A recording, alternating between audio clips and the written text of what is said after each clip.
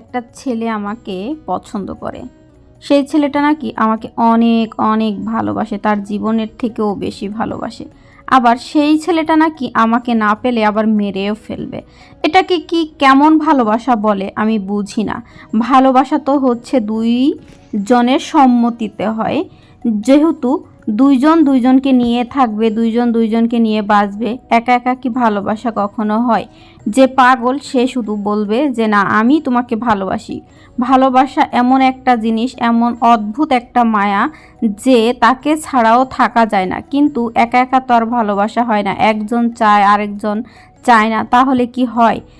একটা মানুষকে তো বুঝতে হবে যে না, যে মানুষটা আমাকে চায় না তার কাছে আমার যাওয়া উচিত নাই, যে আমাকে চায় তার জন্য আমার জান জীবন সব কিছুই দিয়ে দেওয়া উচিত।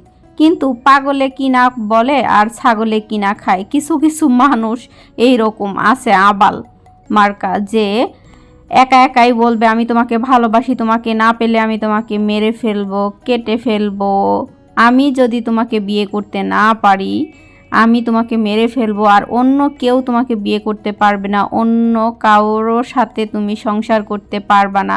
এটা কি কখনো পসিবল? এটা কি মামুর বাড়ির মোয়া যে হচ্ছে চাইলাম আর খাইলাম হয়ে গেল? বিয়ে জিনিসটা হচ্ছে সারা জীবনের একটা বন্ধন, দুইটা মানুষ একসাথে থাকবে, একসাথে বাঁচবে, এটাই তো হচ্ছে